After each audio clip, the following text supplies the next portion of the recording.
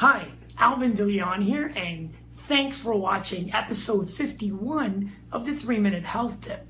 In this episode, I'm going to talk about runny noses or sinus issues. From the concepts of the 5 biological laws and the science of G&M, we're going to look at runny noses and sinus issues from a holistic perspective. What's happening at the psyche level, what's happening at the brain level, and what organ is involved. So when it comes to runny noses, sinus issues, we're really dealing with the nasal mucosa or the paranasal sinuses. That's the organ that's affected, controlled from the part of the brain known as the cerebral cortex, specifically the sensory cortex or the premotor sensory cortex.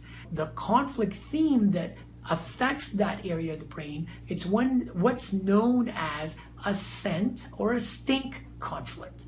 A scent or a stink conflict. So this means that a really strong odor that the person sees as dangerous, so this could be smoke, it could be someone smoking, a strong perfume or odor that stinks will trigger the part of the brain, the cerebral cortex, to create changes, physiological changes in the nasal mucosa or the paranasal sinuses that often lead to either a dry nose or a stuffy nose or sinus pain or a constant runny nose. It's important to understand when you get a runny nose or when you have a bit of a sinus issue, was there a smell involved? Was there a really strong odor or smell that I wasn't happy with, that I thought was a dangerous smell for you subjectively? That's one way to look at a scent or a stink conflict. Another way is just to look at what situation, what unexpected circumstance or event stinks for you. For a lot of people, that could just be any time issues. I know for me personally, whenever I'm falling behind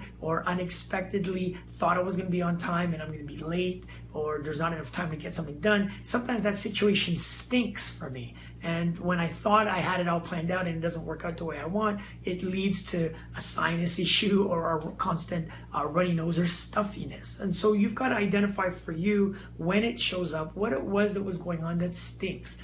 If you get your sinus issues on Friday night or on Saturday mornings, what's been going on at work that stinks? Is there a project that you haven't followed up with? Are there people that are not following up and supporting you or really giving you the support that you feel you need to get something done at work? And so that could stink.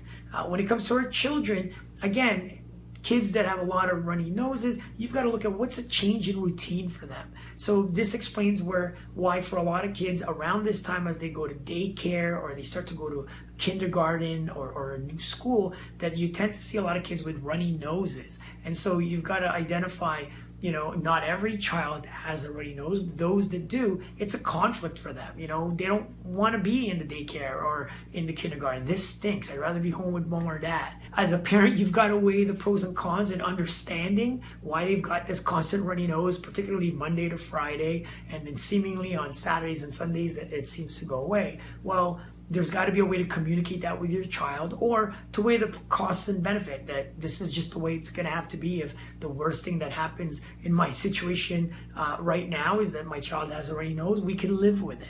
You've got to really see what's the right decision for you and your family. However, understanding that this is what's triggering the biological program leading to this child having a constant runny nose is important in alleviating any fears or concerns or worries around that. I hope that if you are dealing with chronic sinus issues or your child that has this constant runny nose, that this health tip is going to help you to identify what is it that stinks for you or for them. How can you look at that situation differently or create an environment that allows them or you to close that biological program? I want to thank you again for tuning into this health tip. As always, thanks for your attention, and I will see you at the next episode.